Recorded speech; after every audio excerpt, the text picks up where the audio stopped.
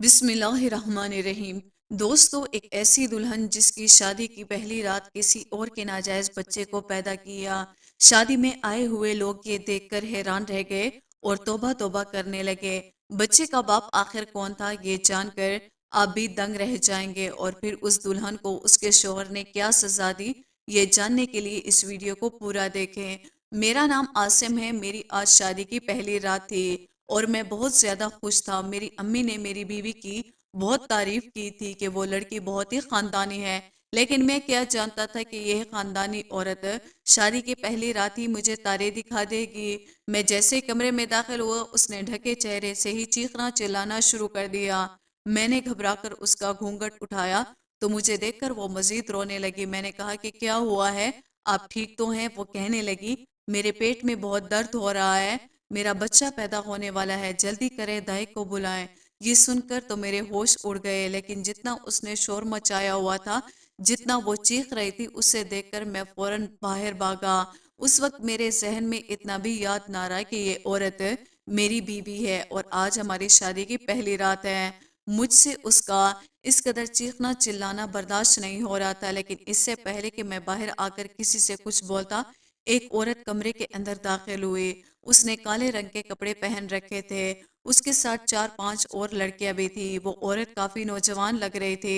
उन्होंने मेरी बीवी को पकड़कर उठाया, फिर उसके ऊपर एक बड़ी सी चादर डाल दी ताकि कोई देख ना सके।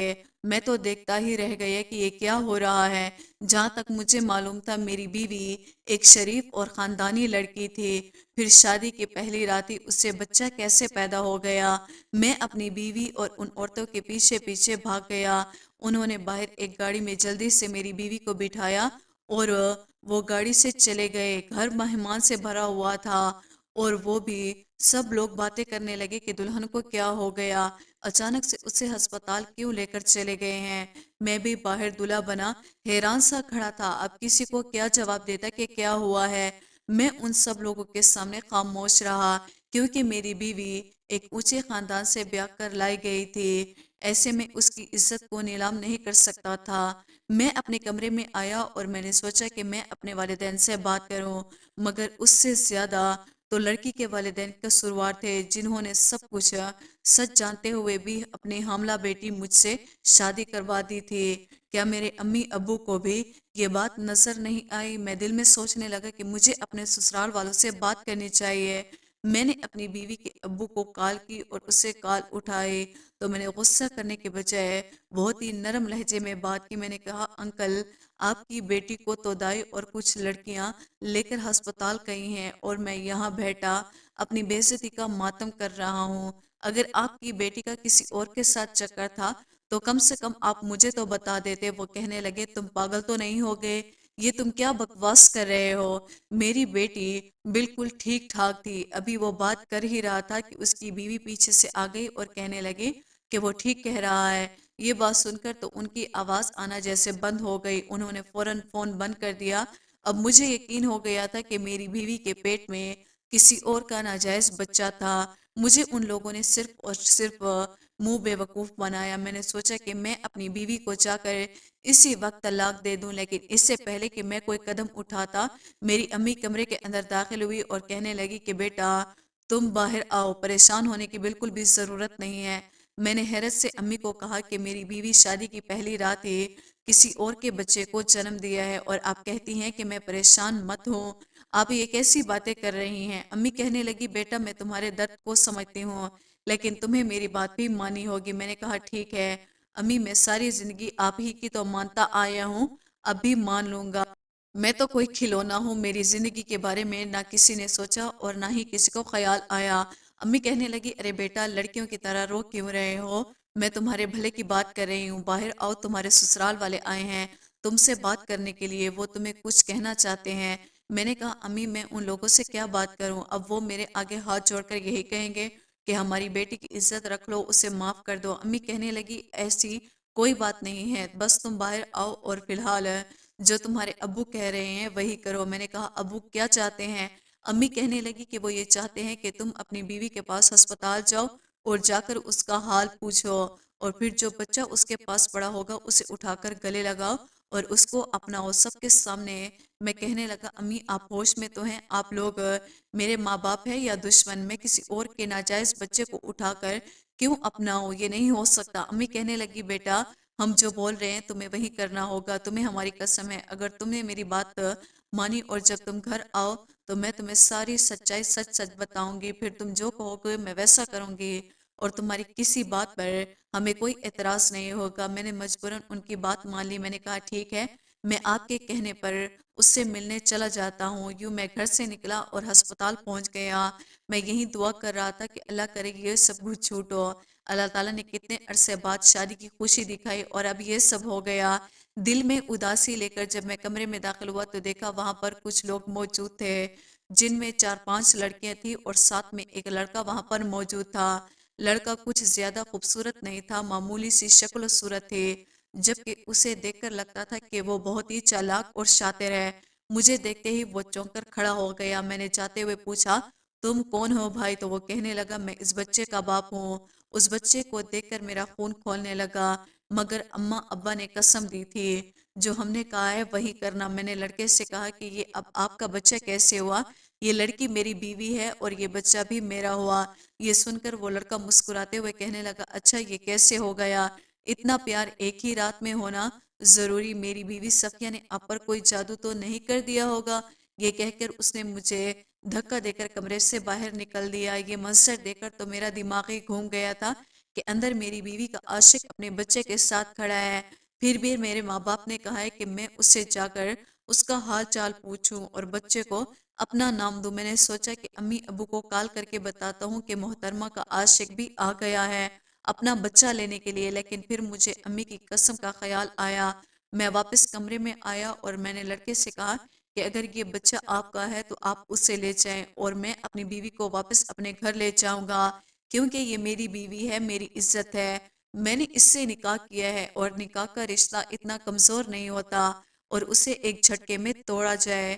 ویسے بھی میں اپنی بیوی سے بہت ہی محبت کرتا ہوں۔ میری یہ بات سن کر اس کا رنگ پیلا پڑ گیا، پھر غصے سے باہر چلا گیا۔ میری بیوی رو رہی تھی۔ میں نے اس کے بچے کو اٹھا کر پاس کھڑی نرس کو دیا اور کہا کہ اس سے فی الحال تم ہی سنبھالو۔ میری بیوی کی طبیعت ٹھیک نہیں ہے۔ میں حیران تھا کہ اتنی خاندانی لڑکی اتنی گہری حرکت کیسی کر سکتی ہے۔ میں ہسپتال سے اپنی بیوی کو گھر لے آیا تو میرے امی ابو میرے ہی سامنے کھڑے تھے۔ میری بیوی کو دیکھ کر اس کے کسی بھی انگ سے نہیں لگ رہا تھا کہ اس نے کسی کے بچے کو جنم دیا ہے۔ وہ بالکل ٹھیک ٹھاک چل رہی تھی۔ وہیں شادی والا جوڑا ابھی پہنا ہوا تھا۔ امی نے آتے ہی کہا آ گئی میری بہو اور گلے سے لگا لیا۔ اس نے بھی امی ابو کو سلام کیا۔ اس سے دیکھ کر بالکل ایسا لگتا تھا کہ یہ کنواری۔ میری بیوی کو امی نے بڑے پیار سے اپنے پاس بٹھایا۔ مجھے اماں سے اور ابا سے اس وقت بہت ہی زیادہ نفرت ہو رہی تھی کہ شاید میرے ماں باپ امیر بہو کے لالچ میں آ کر اس کے ساتھ اچھا رویہ اختیار کر رہے ہیں، جو کہ نہیں کرنا چاہیے۔ میری بیوی نے اتنی بڑی غلطی کی، بلکہ بہت بڑا گناہ بھی کیا تھا جس کی اس کو سزا ملنی چاہیے تھی، لیکن اماں تو اسے ایسے بٹھا رہی تھی جیسے وہ بہت پاک اور پرہیزگار ہو۔ مجھے بہت ہی عجیب لگ رہا تھا۔ تبھی ہمارے گھر میں ایک عورت داخل ہوئی۔ اس عورت کے ساتھ ایک مرد بھی تھا جسے دیکھ کر میں حیران ہو گیا۔ وہ دونوں میاں بیوی لگ رہے تھے۔ میری بیوی نے بتایا کہ یہ میری بہن اور بہنوئی ہے۔ انہوں نے ہاتھ میں بچہ اٹھا رکھا تھا۔ آتے ہی میری بیوی کے گلے سے لگ گئے اور کہنے لگی میری بہن ہے، تمہارا بہت بہت شکریہ، تم نے مجھ پر بہت بڑا احسان کیا ہے۔ میں زندگی بھر تمہارا یہ احسان نہیں بھولوں گی۔ اگر یہ بچہ نہیں ہوتا تو آج مجھے طلاق دے کر اپنے مائکے آ جاتی۔ اس کے شوہر نے غصے بھری نظروں سے اسے دیکھا اور کہنے لگا ایسی بھی کوئی بات نہیں ہے، بس یہ بلا وجہ کی باتیں نہ کیا کرو۔ پھر تو کہنے لگا اب یہ بچہ ہمارا ہوا اور ہمارا خون ہے، اب ہم اسے پالیں گے۔ میری بیوی شرماتے ہوئے ان کو دیکھ کر مسکرا رہی تھی۔ پھر اچانک سے میری بیوی نے ایسا رویہ اختیار کر لیا کہ مجھے یخنی لا کر دے، مجھے کمزوری سے چکر آ رہے ہیں۔ میری بیوی کی بات سن کر امی فوراً سے اٹھ کھڑی ہوئی اور کہنے لگی ہاں ہاں کیوں نہیں، میں ابھی اپنی بہو کو گرم گرم یخنی لا کر دیتی ہوں۔ آخر میری بہو نے اتنا پیارا بیٹا جو پیدا کیا ہے، یہ کہہ کر امی کچن میں چلی گئی۔ ان کی باتیں سن کر میرا خون کھولنے لگا کہ یہ امی کو کیا ہو گیا ہے، پیسوں کی لالچ میں بالکل پاگل ہو گئی ہے۔ میں بھی امی کے پیچھے کچن میں آ گیا۔ میں نے امی سے کہا کہ آپ کا دماغ تو ٹھیک ہے، حرام کا بچہ پیدا کرنے کے بعد آپ اسے بہو بہو کہہ رہی ہیں۔ اور یہ باہر کیا تماشا ہے؟ آپ نے مجھے کیا کہا تھا کہ جب میں ہسپتال سے آؤں گا تو آپ مجھے ساری بات بتائیں گی۔ امی کہنے لگی کہ تھوڑا صبر کرو، ان لوگوں کو جانے دو، پھر میں تمہیں ساری بات بتاتی ہوں۔ وہ بات جاننے کے بعد اگر تمہارا دل مطمئن نہ ہوا تو تم اپنی بیوی کو طلاق دے دینا۔ میں نے بھی پھر سے خاموشی اختیار کری کہ چلو 1-2 گھنٹے اور صبر کر لیتا ہوں۔ باہر آیا تو سب میری بیوی کو بڑی ہی اچھی نظروں سے دیکھ رہے تھے، جیسے اس نے کوئی بڑا ہی کارنامہ سر انجام دیا ہو۔ مجھے کچھ سمجھ نہیں آ رہا تھا، نہ جانے مجھ سے زندگی میں ایسا کون سا بڑا گناہ ہو گیا جس کی وجہ سے یہ سب میرے ساتھ ہو رہا ہے۔ اس بچے کی طرف دیکھ کر مجھے گھن آ رہی تھی۔ پھر وہ دونوں 1 گھنٹے کے بعد چلے گئے۔ میں نے بھی شکر ادا کیا کہ میں اب اپنی بیوی کو طلاق دے کر اس سے ہمیشہ کے لیے جان چھڑوا لوں گا۔ لیکن پھر امی نے جو کچھ مجھے سنانا شروع کیا، میرے تو ہوش ہی اڑ گئے تھے۔ مجھے خود پر افسوس ہونے لگا۔ میری امی مجھ سے کہنے لگی کہ بیٹا عاصم، ہماری بات غور سے سنو۔ اس وقت میری بیوی بھی سامنے ہی بیٹھی تھی۔ امی کہنے لگی کہ اب مجھے بتاؤ، کیا تمہیں کہیں سے بھی لگتا ہے کہ تمہاری بیوی نے کوئی بچہ پیدا کیا ہے؟ میں نے بیوی کی طرف غور سے دیکھا، پھر امی سے میں نے کہا کہ مجھے کیا پتا، گناہگار کو ہی پتا ہوتا ہے کہ اس نے کیا گناہ کیا ہے۔ امی کہنے لگی ہاں بیٹا، لیکن بچہ پیدا کرنا کوئی گناہ نہیں، اس کے ساتھ ساتھ بہت بڑی تکلیف سے گزرنا پڑتا ہے۔ تمہیں اپنی بیوی کے چہرے سے اور کہیں سے بھی معلوم ہو رہا ہے کہ یہ امید سے تھی۔ مجھے ان کی کوئی بھی بات سمجھ نہیں آ رہی تھی۔ مجھے معلوم نہیں تھا کہ وہ کیا کہنا چاہتی ہے۔ میرا دماغ تو ویسے ہی چکرا گیا تھا۔ میں اٹھ کر غصے سے کھڑا ہو گیا اور کہنے لگا کہ یہ کیا تماشا لگا رکھا ہے؟ آپ نے جو کچھ بھی کہنا ہے صاف صاف کہیں، معاملے کو اور الجھائیں مت۔ میں نے کہا کہ ایک طرف خود ہی کہتے ہیں کہ یہ بچہ اس کا ہے، اور یہ لڑکی بھی خود کہہ رہی تھی کہ میرا بچہ پیدا ہونے والا ہے، اور پھر اس کا عاشق بھی ہسپتال میں تھا جو کہہ رہا تھا کہ یہ بچہ میرا ہے، اور اب آپ ایسے ظاہر کر رہی ہیں جیسے حملہ کبھی ہوئی ہی نہیں۔ مجھے اس طرح شدید غصے میں دیکھ کر میری امی کہنے لگی کہ اچھا بیٹا بیٹھو، ہم تمہیں ساری بات بتائیں گے۔ دراصل وہ بچہ اس کا نہیں تھا جو اس نے پیدا کیا تھا۔ میں نے کہا کہ میں اتنا بے وقوف نہیں ہوں کہ آپ کہیں گے کہ یہ پاک دامن ہے اور میں مان لوں گا۔ امی کہنے لگی عاصم، ابھی جو عورت آئی تھی اس سے تو تم ملے تھے نا؟ پھر میری بیوی سے کہنے لگی کہ بیٹا تم ہی اب ساری سچ بتا دو، اپنے منہ سے بتا دو۔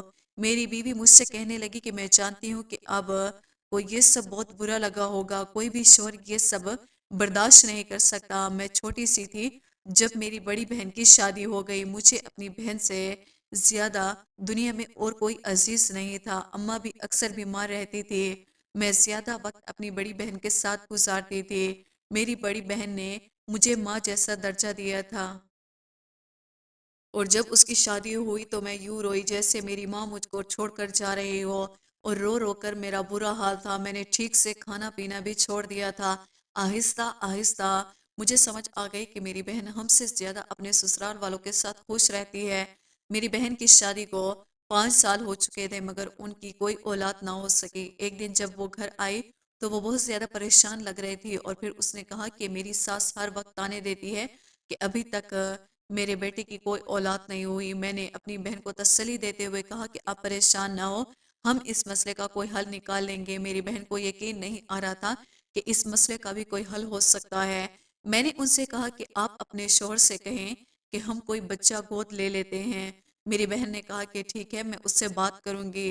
پھر جب میری بہن نے اپنے شوہر سے بات کی تو اس نے ایک عجیب شرط رکھ دی کہ ہم کسی سے بچہ گود نہیں لے سکتے۔ اگر تمہارے خاندان میں کوئی بچہ ہو جو تمہارا ہی خون ہو تو پھر ٹھیک ہے، اس کے علاوہ وہ کسی غیر کا بچہ نہیں پالیں گے۔ میری بہن نے اپنی دیورانی جٹھانی کی طرف دیکھا، لیکن انہوں نے بھی صاف انکار کر دیا کہ ہم اپنا بچہ نہیں دے سکتے۔ میری بہن مایوس ہو کر مجھ سے کہنے لگی کہ اب میں کیا کروں؟ تبھی میں نے ابا سے کہا کہ آپ میری منگنی یا نکاح کر دے۔ پھر میرے ابا نے آپ لوگوں سے رشتہ جوڑا، آپ لوگ خاندانی اور شریف لگے تو ابا نے یہ رشتہ جوڑ دیا۔ میں مانتی ہوں کہ مجھ سے بہت بڑی غلطی ہوئی ہے، مجھے شادی کی رات ایسا نہیں کرنا چاہیے تھا۔ جب آپ کے ساتھ نکاح ہو گیا تو میں نے اپنی بہن اور بہنوئی کے سامنے یہ ظاہر کرنا شروع کر دیا کہ میں حاملہ ہوں، اور میں نے ان سے وعدہ کیا کہ یہ بچہ میں ان کو دوں گی، لیکن اصل میں کہاں سے حاملہ تھی، کیونکہ نکاح تو پہلے ہی ہو چکا تھا، مگر رخصتی تو میری 1 سال کے بعد ہوئی، اور نکاح کے بعد تو 1 سال کے عرصے میں آپ کی اور میری ملاقات 2 سے 3 صرف مرتبہ ہوئی، اور اسی دوران تو آپ نے مجھے چھوا تک بھی نہیں تھا۔ لیکن میری بہن اور بہنوئی کو یہ لگ رہا تھا کہ سچ میں حاملہ ہوں، لیکن میں نے اپنی بہن کو ساری سچائی بتا دی تھی۔ تو وہ پریشان ہونے لگی کہ اگر 9 مہینے کے بعد بچہ پیدا نہ ہوا تو میرا شوہر تو مجھے طلاق دے دے گا۔ پھر میں اپنی بہن کو سمجھایا کہ آپ فکر مت کرو، شادی کے بعد میں پہلی اولاد تو آپ کو ہی دوں گی، لیکن اس وقت ہم کو کسی نہ کسی طریقے سے سنبھالنا تھا۔ پھر شادی کی پہلی رات یہ سب میں نے اس لیے کیا کہ سب کو یہی لگے کہ میں نے بچے کو جنم دیا ہے۔ یہ کہہ کر میری بیوی خاموش ہو گئی۔ میں نے کہا کہ اگر یہ بچہ تمہارا نہیں تھا تو پھر کس کا تھا؟ میری اس بات پر میری امی آگے آئی اور شرمندہ سے لہجے میں سر جھکائے مجھے کہنے لگی کہ یہ بیٹا بچہ یہ تمہاری بیوی کا نہیں بلکہ تمہاری بہن رخسار کا تھا۔